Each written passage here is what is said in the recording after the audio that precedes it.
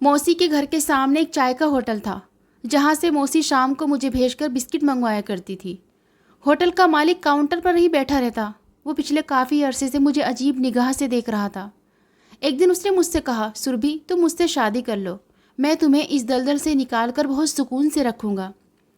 मुझ पर वो वही मिसाल साबित होती है कि डूबते को तिनके का सहारा, बगैर किसी जान पहचान के ही मैंने सुकून के नाम पर ही हामी भर ली, जबकि मैं उसे अंकल कहती थी। और अगले ही दिन होटल वाला रिश्ता लेकर मेरी मौसी के घर आ गया। 16 साल की लड़की के लिए 45 साल के मर्द का रिश्ता आना बहुत ही बड़ी अजीब बात थी, लेकिन मेरी मौसी को तो मुझसे जान छुड़वाने का अच्छा मौका मिल रहा था।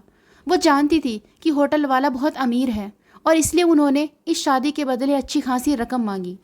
होटल वाले अंकल ने भी फ़ौरन हामी भर ली और अगले ही दिन शादी करने के लिए चलाया और शादी से पहले ही मौसी के हाथ में पूरी रकम रख दी।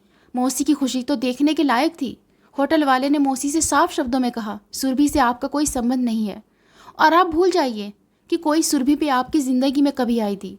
मौसी तो नोटों की चमक में ऐसी खोई हुई थी कि होटल वाले के हर बात पर हामी भर ली और अगले ही पल मेरी शादी करके विदाई कर दी गई। मौसी वैसे भी मुझसे जान छुड़ाना चाहती थी, क्योंकि मैं जवान होने के साथ साथ सुंदर भी होती जा रही थी और मौसा प्रदेश से आने वाले थे। मौसी उठते बैठते मुझसे यही कहती कि तुम जैसी हुस्न के फितने को घर में रखकर तो मुझे एक पल भी सुकून ना आएगा।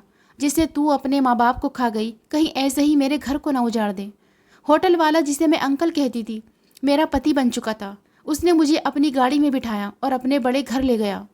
मेरी समझ में नहीं आ रहा था कि मैं इसे क्या कहकर पुकारूं, जब उसने मुझसे कहा कि तुम मुझे सेठ जी कह सकती हो। सेठ जी का बहुत बड़ा और सुंदर सा घर था। लगता था कि जैसे पैसे की कोई कमी ना हो। सेठ जी की नौकरानी, जो काफ़ी उम्र वाली थी, उसने मुझे उनके कमरे तक पहुंचाया और बताया कि इस घर में सेठ जी के अलावा और कोई नहीं रहता, सिर्फ नौकर चाकर ही मौजूद हैं। सेठ जी भी यहाँ कम आते हैं, क्योंकि उनके शहर में काफ़ी घर थे और वो ज़्यादातर वक्त होटल में ही गुजारते थे। सेठ जी की नौकरानी मुझे मैडम साहिबा कह रही थी, जिसे सुनकर मुझे बहुत ही अजीब महसूस हो रहा था।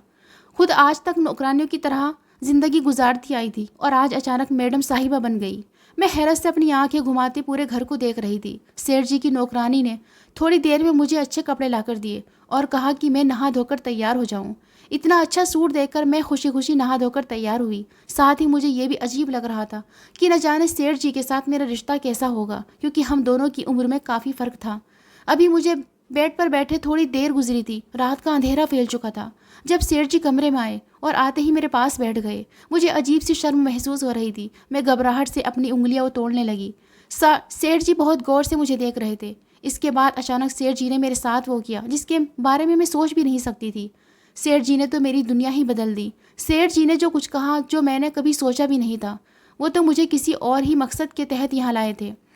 9 साल की उम्र में ही मेरे माँ बाप एक कार हादसे में मर गए थे। मैं अपने माँ बाप की इकलौती बेटी थी और मेरे माँ बाप की मौत के बाद ही हमारा हंसता बसता घर उजड़ गया। मैं बस दुनिया में अकेली रह गई थी जब मेरे चाचा ने मेरे सर पर हाथ रखा और मुझे अपने साथ घर ले आए। मेरे चाचा मुझसे बहुत प्यार करते थे। उन्होंने अपने बच्चों की तरह पाला और कभी किसी चीज़ की कमी न होने दी।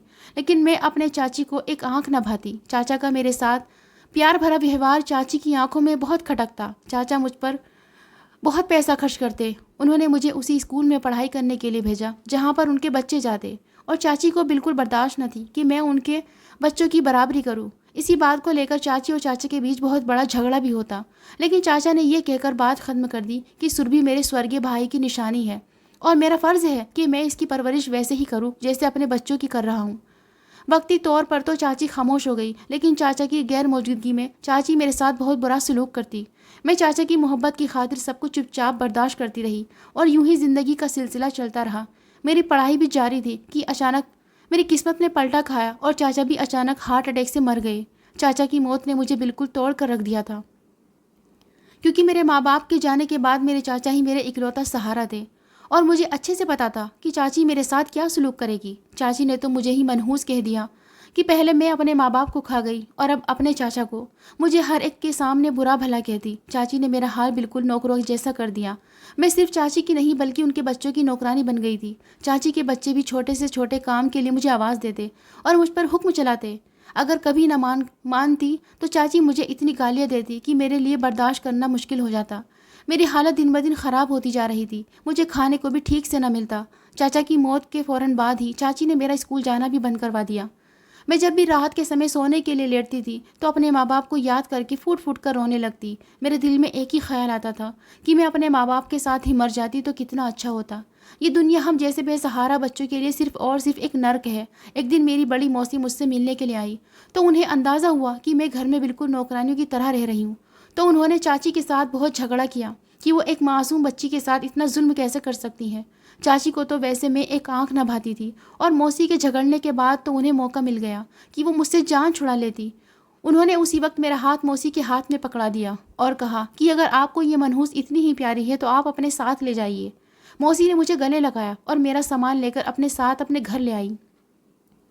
लेकिन जैसा दिखता है वैसा होता नहीं। मौसी ने भी मेरे साथ वो सब कुछ किया जिसके बारे में मैंने सोचा भी न था। मौसी को मुझसे कोई हमदर्दी न थी, बल्कि जब उन्हें पता चला कि मैं घर के कुछ काम अच्छे से कर सकती हूँ तो मौसी को मेरे अंदर एक फ्री की नौकरानी दिखाई दी। इसलिए उन्होंने जानबूझकर चाची से झगड़ा किया था कि मुझे घर से निकाले और वो मेरी मजबूरी का फ़ायदा उठाते। मुझे अपने घर ले आई। बाहर से अच्छी नज़र आने वाली मेरी मौसी मेरी चाची से भी ज़्यादा बदतर औरत निकली। अभी मौसी के घर पहुँचे एक दिन भी ना गुजरा था कि मौसी ने अपना असली रंग दिखाना शुरू कर दिया। कपड़ों का एक बहुत बड़ा ढेर मेरे सामने रख दिया और कहा कि मैं जल्दी से सारे कपड़े धो दूँ वरना वो मेरा हुलिया बिगाड़ देगी। मैंने हैरत भरी नज़रों से मौसी को देखा जो कि चाची के आगे मेरे हक के लिए लड़ रही थी और मुझ पर तरस खा रही थी। इसलिए तो मैं उन्हें अपना समझ बैठी थी और अब वही मौसी मुझ पर हुक्म क्यों चला रही थी। लेकिन मैं जान गई थी कि मैं एक अनाथ और बेसहारा बच्ची हूँ जिससे किसी को हमदर्दी नहीं बल्कि हर कोई अपने मतलब के लिए मुझे इस्तेमाल करना चाहता था। मुझ पर जुल्म का एक नया दौर शुरू हो चुका था। मौसी ने तो चाची से ज़्यादा जुल्म की हद की थी। घर के सारे काम मुझसे करवाती लेकिन साथ ही उन्हें मेरे आराम के नाम से चिढ़ थी। जहाँ कहीं मैं थोड़ी देर आराम करने के लिए बैठ जाती तो वो डंडा उठाए मेरी तरफ दौड़ कर आती और मुझे पीटना शुरू कर देती। थक हार कर जब सोने के लिए लेटती तो उस वक्त भी मौसी मेरे ज़िम्मे 4 काम लगा देती। मौसा इंडिया से बाहर रहते थे और मौसी के बच्चे छोटे थे। ऐसे में उन्हें एक मुफ्त की नौकरानी मिल गई। वो हर वक्त तैयार होकर बैठी रहती और घर के सामने मौजूद होटल से केक बिस्किट मंगवा कर खाती रहती। तो केक और बिस्किट लाकर देना भी मेरी जिम्मेदारी थी। मैं घर के काम छोड़कर पहले शाम होते ही मौसी को सामान ला कर देती। होटल वाले भी मुझे अच्छे से पहचानते थे क्योंकि मैं भरी दोपहर में छत पर चढ़कर कपड़े धो रही। होटल का मालिक वीरेन अंकल तो मुझे बड़ी अजीब नज़रों से देखता था। मुझे उसकी नज़रों से बहुत उलझन होती थी। मैं अब जवान हो रही थी और यूं एक आदमी की नज़रें अपने ऊपर महसूस करके मुझे अजीब लगता था। कई बार मैंने मौसी से कहा कि मैं होटल नहीं जा सकती, वहाँ बहुत से लोग होते हैं, मुझे अच्छा नहीं लगता है। ये सुनते ही मौसी ने मुझे काम चोर कहकर मारना शुरू कर दिया और उनके हाथ में जो चीज़ आती वो उसी से मारना शुरू कर देती। एक बार उनके हाथ में छुरी आ गई। उन्होंने मुझे ऐसे मारा कि मेरे शरीर पर जगह जगह जख्म हो गए थे। उस दिन के बाद से मुझ में हिम्मत न रही थी कि मैं मौसी की किसी भी बात का इनकार करती। मौसी का देवर अक्सर ही घर आता था और घंटों घंटों बैठा रहता। मौसी तो उसे छोड़कर अपने कमरे में चली जाती लेकिन मुझे उसकी नज़रों को भुगतना पड़ता। वो मुस्कुराहट लिए मुझ पर नज़र जमाए रखता और बहाने बहाने से मुझे अपने पास बुलाने की कोशिश करता। वक्त इतनी तेज़ी से गुजर रहा था कि मैं 16 साल की हो चुकी थी। मौसी के देवर की नज़रें पूरी तरह मुझ पर जमी रहती। मैं काम करते करते कई बार अपना दुपट्टा ठीक करती लेकिन इसके बावजूद भी मुझे उसकी मौजूदगी से डर लगता। एक दिन वो बहाने से मेरे पीछे किचन तक चला आया और मेरी कमर पर हाथ रखने लगा। उसकी इस हरकत ने मेरा दिल दहला कर रख दिया। बहाने बहाने से वो मेरे पास आ रहा था और मेरी सांस रुक रही थी। जैसे मुझे उसके ख़तरनाक इरादे का पता चला तो मैंने फ़ौरन ही मौसी को आवाज़ दे दी। मौसी को आवाज़ देते ही वो तेज़ी से वापस चला गया लेकिन उसकी हिम्मत न टूटी और अगले दिन ही दोबारा चला आया। इत्तेफाक से मौसी उस वक्त घर पर न थी। मौसी की तबीयत ख़राब थी, वो डॉक्टर के पास गई थी। मौके का फ़ायदा उठाते हुए उसने मेरे साथ अजीब अजीब सी हरकतें करना शुरू कर दी और साथ ही साथ मुझे धमकाने लगा कि अगर मैं किसी को कुछ भी बताऊंगी तो वो मौसी से मेरे बारे में शिकायत करेगा कि मैंने ही उसे बहकाया है। वो जानता था कि मैं मौसी से कितना डरती हूँ और मौसी का व्यवहार मेरे साथ कैसा है और इसी बात का भरपूर फ़ायदा उठाया था।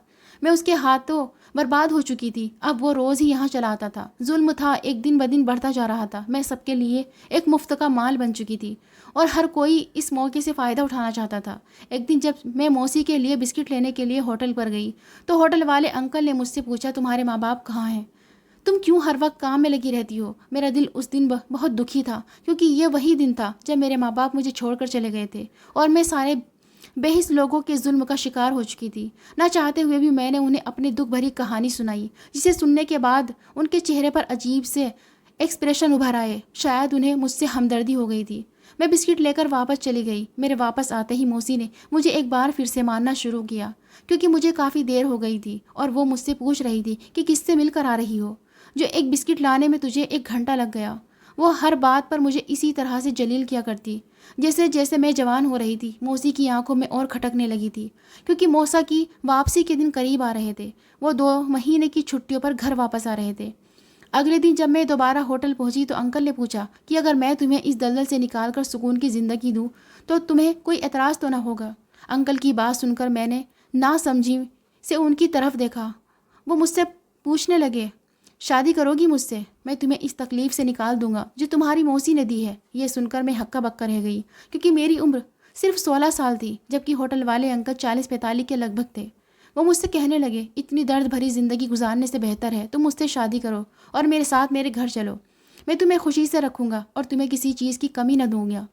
पहले तो मुझे अंकल की बात बहुत अजीब लगी, लेकिन मौसी की मार सह सहकर मेरा शरीर नीला पड़ गया था। मैंने बिना कुछ सोचे समझे ही हाँ कर दी। अगले दिन होटल वाले अंकल मेरे घर रिश्ता लेकर आए और मौसी ने एक बड़ी रकम लेकर मेरी उनके साथ शादी कर दी। वो मौसा के आने से पहले ही मुझे इस घर से भगाना चाहती थी और अब उन्हें मौका मिल गया था। पैसों के बदले उन्होंने मुझसे जान छुड़ा ली थी और यूं मैं सेठ जी के घर उनकी पत्नी बनकर आ गई थी। मौसी ने एक बार भी न सोचा था कि वो मेरी शादी 40-45 साल के मर्द से करवा रही है, जिसे वो खुद भी नहीं जानती, और वो इंसान शादी के बाद मेरे साथ क्या करेगा। मौसी को इस बात से कोई फ़र्क नहीं पड़ता था। शादी की रात में कमरे में बैठी सेठ जी का इंतज़ार कर रही थी कि जब उन्होंने कमरे में आकर मेरे साथ वो सब कुछ किया जिसका मैं सोच भी नहीं सकती थी। सेठ जी ने कमरे में आते ही मुझे बताया कि वो दोबारा से मेरी पढ़ाई का सिलसिला शुरू करवा रहे हैं। वो चाहते हैं कि मैं अच्छी एजुकेशन हासिल करूं और पढ़ लिख कर किसी काबिल बन जाऊं, और साथ ही उन्होंने मुझे तलाक दे दी और कि वो मेरे काबिल नहीं। मैं सोच भी नहीं सकती थी कि सेठ जी मेरे साथ ऐसा भी कर सकते हैं। तलाक के पेपर देखकर तो मेरी जान निकल गई। मुझे लगा कि एक बार फिर से मुझ पर वार किया गया है, लेकिन फिर सेठ जी ने कहा कि मैं घर में आराम से रह सकती हूँ। सेठ जी मुझे कभी परेशान नहीं करेंगे और वो मेरी हर ज़रूरत का पूरी तरह से ख्याल रखेंगे, और जब मैं किसी काबिल बन जाऊँ तो वो किसी अच्छी जगह मेरी शादी कर देंगे। सेठ जी ने कहा कि मुझसे शादी करके लाना उनकी मजबूरी थी, क्योंकि इसके बगैर मेरी मौसी मुझे उनके हवाले कभी न करती। इसलिए मौसी को दिखाने के लिए उन्होंने मुझसे शादी की थी। सेठ जी की बात ने तो मुझे हैरान करके रख दिया था।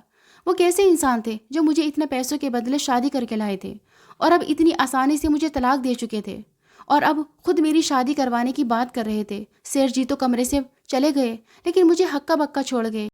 इतने में उनकी नौकरानी कमरे में आई तो मैंने उसे सारी बात बताई। रो रो कर मेरा बुरा हाल हो चुका था। मैं एक बार फिर उजड़ गई थी। सेठ जी की वो नौकरानी शायद बहुत पुरानी थी। उसने मेरे सर पर हाथ रखा और कहने लगी कि बेटा, सेठ जी एक बहुत अच्छे इंसान हैं। उन्होंने जो भी किया तुम्हारी भलाई के लिए किया है। उनकी पत्नी और बेटी भी हादसे में मारे गए थे।